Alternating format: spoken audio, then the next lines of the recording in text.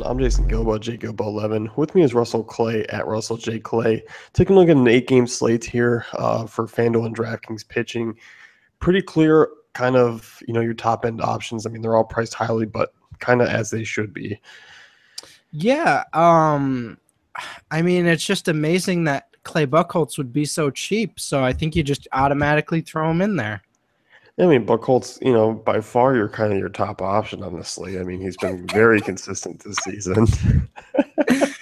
Yeah, Arrieta, duh. I mean, against the struggling Mets team, projected for 3 runs. That's kind of like, all right, there's your cash game arm. I don't care how much. If that was 15, I'd still probably pay for it.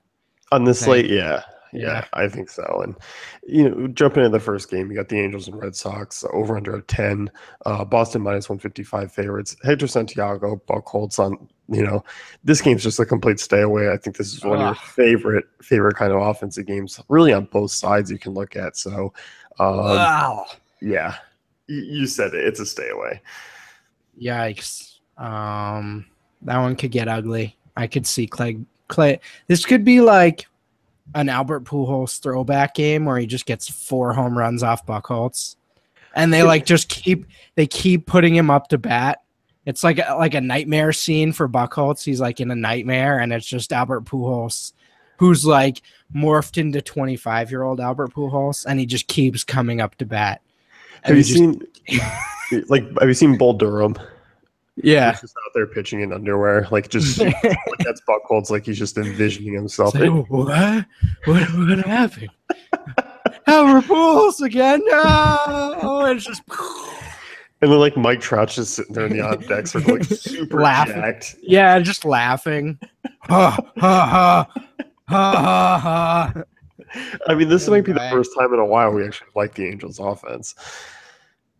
Yeah, I mean, obviously those first 2, and then there's some decent values a little later in the lineup. But beyond that, I mean, yeah, you're just avoiding these 2 tonight.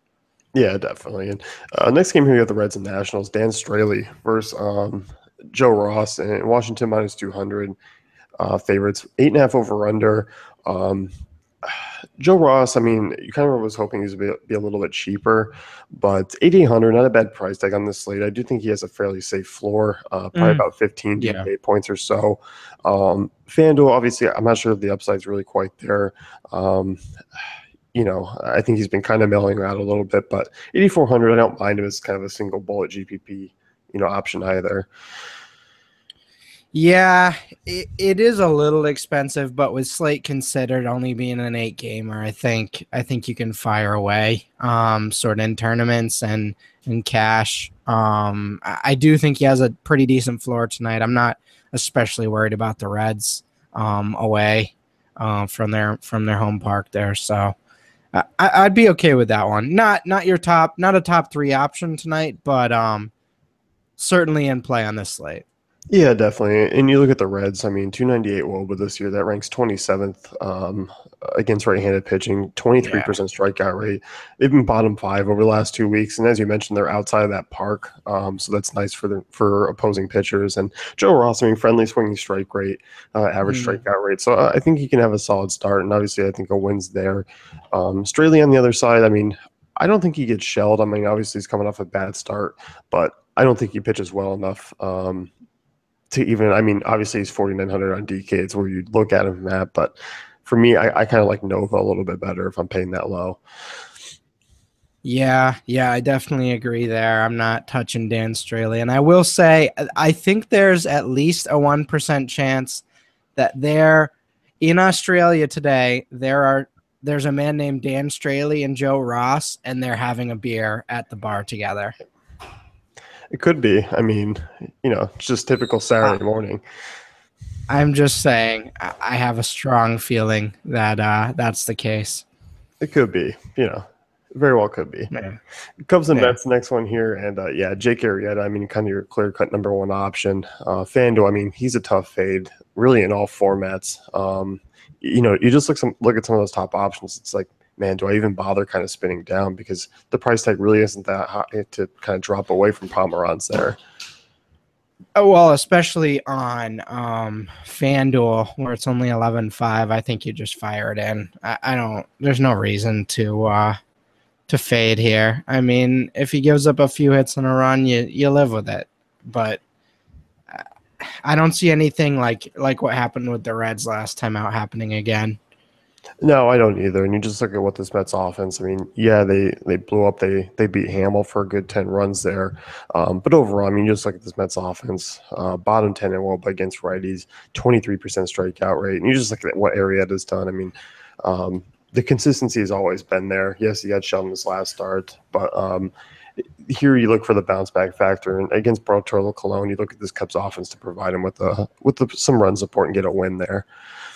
Yeah, definitely. You definitely like some of the lefties in that lineup for the Cubs. So Yeah, definitely throw that in there. Yeah, so Bartolo Colon not really an option here. No, I'd say yeah. In a strange way, I was that's what I was getting at. Yeah. No, you weren't. No, I'm not in on Cologne tonight. I just don't think there's much of a chance at a win, and it's a tough lineup, and you just black that out of your vision. Yeah, and definitely. Don't do it ever. Don't ever play Bartolo Colon against Jake Arrieta. Ever. Pirates and A's next one here. You got Jack versus Rich Hill. Over under of 8. Oakland if you make favorites. 50 lineups, you don't make one with Bartolo Colon in it tonight. Do you hear me? You don't have to tell me that. I don't think I'm talking. I don't know who I'm talking to. It sounds like it's directed at you, but it's the royal you. I don't think everyone. This is the collective. This is the DFC collective. Okay. Are you over shouting Bartolo Colon? Yeah. Yeah. Pirates and A's. Rich Hill back in action against Chad Kuhl. Back at it again with the new arm. I'm excited. I mean, he had a leg injury, so not a new arm, but I just needed something to fill in that stupid, the damn Daniel thing. Oh, anyway. Yeah. I like Hill. I mean, obviously the Pirates have been struggling, and you just look at Hill's strikeout rate. And what the Pirates, I mean, yeah, they rank up in the top against lefties. I mean, top half, but they've been trending downwards. Pirates 24% strikeout rate against lefties. So really, I mean, I like Hill for that strikeout upside here. I think there's quite a bit of potential. The price is a little bit higher. The only thing, I mean, he doesn't go deep into games. 6 innings is about what you're going to get out of him. Maybe if you're lucky, maybe more. But I just think coming back from the injury, it's always just going to be about how efficient, a pitcher will pitch coming off the DL. Yeah. The thing you got to worry about with Rich Hill tonight is his mental fortitude. Because I'd imagine some of those Pirates are going to be shouting, "Hey, Rich, nice leg, bro," and stuff like that at him. So we'll see if he can sort of, recover from all the insults that are getting thrown his way. If he can, then I do think he has a decent shot tonight. Yeah, I mean, he's just a GPP option for me just solely because he's coming off the DL. And I think in other situations, I mean, he would be definitely kind of a consistent cash game guy. I mean, he kind of showed that right before he headed into the DL and pitched really well. So you look at him, I mean, he hasn't given up over 300 runs this season. That's how consistent he's been. Yeah. No, he was definitely consistent before the injury. Obviously, you worry about the first start back, but he gets a lob ball with a struggling Pirates lineup right now. So I'm in. Yeah, definitely. And Kuhl on the other side, 6,800 on DK, FanDuel. He is 6,100. He's a guy who didn't miss many bats in his first time out. Even against the A's offense, I'm not really looking to target him at that price. I don't even think there's any real consideration for even a win, and also just really a quality start. I think the A's are kind of actually look like a targetable offense here. Yeah, I'm with you. And Halloween's definitely his favorite holiday. He probably dresses up as a pirate. Can confirm. Check cool. Yeah, cool, ghoul, ghost, Yeah, the comparison's really there. Again, I'm making jokes because I'm not going to be touching him. Yeah, so no, definitely not. No, I think Padres. Padres Yankees is where I sort of get excited with Pomeranz because I get excited pretty much any opportunity to start him. He's fun. He's a lefty against the Yankees. Good stuff happens normally in that situation. Yeah, it definitely does. And you look at the Yankees. I mean, yeah, you mentioned a lot of other guys get taken out, kind of out of play. I mean, Brian McCann, Ellsbury, Brett Gardner, no Carlos Beltran at the moment. The Yankees ranked 26th in WOBA against lefties. They don't strike out a ton, but you actually just look at Pomeranz and what he can do.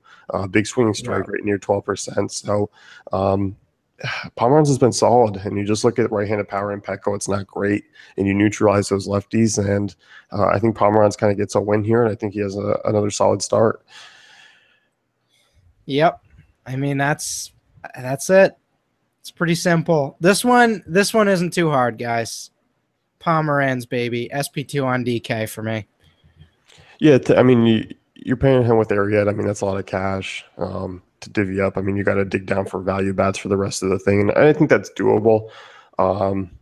And I think that's kind of where I see Joe Ross possibly playing out, is maybe I take that extra dive down to kind of save some money. But I do think Pomeranz is a far safer option and does have more upside, than Ross for sure. Definitely. So, and on the other side, I mean, I like Nova is kind of maybe a bounce back guy. I mean, we thought Eovaldi would bounce back against the Padres. That didn't happen. Padres got to him, and Padres have really been better. They've been getting to opposing pitching. But obviously, I mean, they still have a high strikeout rate, 24%. Nova, I mean, at a cheap SP2 price in Petco, I still think it's always worth a look in GPPs because he can get you that 15 to 20. Maybe not necessarily 20, but I think 15 is doable because I'm not quite sure a win's there. But 5 innings, maybe 1 earned, 5-6 Ks. I think that's kind of a reasonable ceiling for him. He's given up a homer in 10 straight games. It's pretty wild. Like, he hasn't gotten shelled in most of those. It's just wild that he's so home run prone compared. Like, I feel like he's a pretty solid arm. But yeah, no, I do like this matchup for him. I think he's a tournament play. I'm not all in on him, but I think he's an interesting tournament play. And if you want to get weird in a tournament, I think 6,700 for him on FanDuel. I mean, that's a nice little shot you can take there. Yeah, I mean, you're looking at all those bats around him. I mean, you'd be able to spend up pretty freely. The thing with FanDuel is I think you do need that win, and that'll be the biggest thing, is getting him a win there, because at 12 points is pretty huge, regardless of kind of that price tag. Mm-hmm. So, Orioles and Mariners next one here. Tyler Wilson versus James Paxton, 8.5 over under. Seattle minus 142 favorites. I think this one's just kind of a stay away situation with these two arms on the hill. Yeah. I don't love the matchup for Paxton here, and I don't love the matchup for Wilson. So I think we just avoid this altogether. Two really good offenses going at it.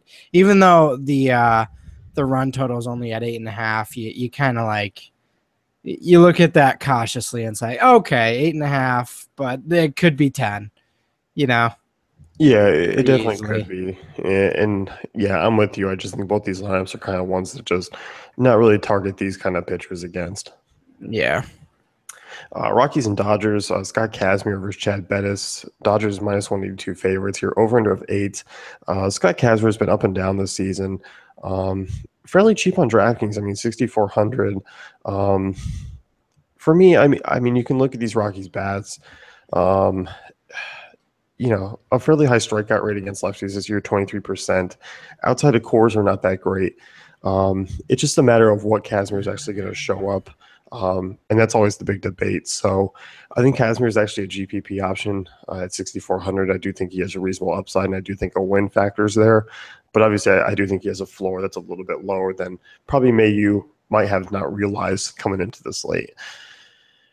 I like Kazmir. I think he has a decent floor. Obviously, this Rockies team is limited away from their home park there. So, I mean, splits are splits for them. They're all going to be high with righty versus lefty and all that stuff. But home and away is really where you see the effect. And I mean, yesterday I was really on the Rockies big time, and I mean they just got shut down. So I don't know. Yeah, Eh, by I freaky feel Bud like this is Norris.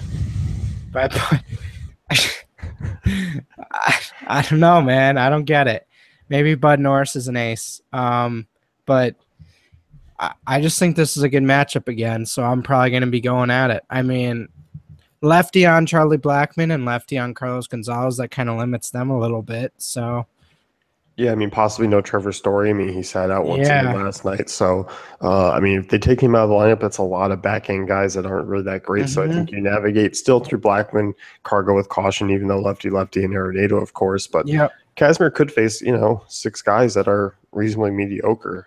So I think when you look at that lineup, Casimir could become a reasonable option tonight. I don't I think he's think a cash so. game guy, but GPP wise, I think there's something there. Yeah, and obviously they're in a different price tier on DK, but I like Casimir more than Nova, just straight up. Mhm. Yeah, I think you look at the floor and ceiling and him possibly pitching deeper into the game, and not tremendously more expensive. Right. So I do think you pair up Casimir with him or with Arrieta and kind of feel like you can actually spend some money on bats there. Hmm. Last game of the night here, you got the Giants and Diamondbacks. Jeff Samardzija versus Patrick Corbin. San Francisco minus 114 favorites, 8.5 over under. Samardzija, a guy in this ballpark, Chase Field, at that price tag, I'm staying away. He's coming off 2 horrible starts, 6 earned runs in both of them, Yeah. 5 homers in the last 3 starts. So for me, in Chase Field against this Arizona offense that's clicking right now, nah, no way. Yeah, I mean he's allowed 3 home runs and 4 home runs in 2 of his last 5 starts. So it's not necessarily the wheels are coming off, but he's hitting a rough patch in this season for sure. So I think we avoid this for now, especially against the good Diamondbacks lineup. I just don't think there's any reason to push it. As we talked about, we got Casimir, we got Nova, so just use those options if you're looking to get a little weirder. Yeah, and I think on FanDuel, I mean, he's still 9,200. I'd rather spin Yeah. up to a Rich Hill for 700 more, or drop down Yeah. to a Casimir Ross, kind of single bullet there. So he's just priced around other guys that I don't like, and the matchup's really not there for me, even on an 8-game slate. Yeah, I'm with you. And Corbin on the other side, I mean, I know some of these guys are banged up. Posey will be back in the lineup tonight. Just had the day off, so I think you still kind of stay away. You know what? You're wrong. Lose Yeah. Patrick Corbin. Yeah. 100% exposure. Okay. Yeah. Well, Yeah. well, you can screenshot that for all the fans at home. All right, Russ, show your work. Come 720. Yeah. Yeah, no. Yeah, no Patrick Corbin tonight. No. Tough go against the This, Giants. He's been hitting yeah, well. that's a tough matchup for him. So obviously avoiding that. Yeah. That's going to wrap things up here with the pitcher nail down. Be sure to check out DaveFantasyCafe.com for all our great tools and content.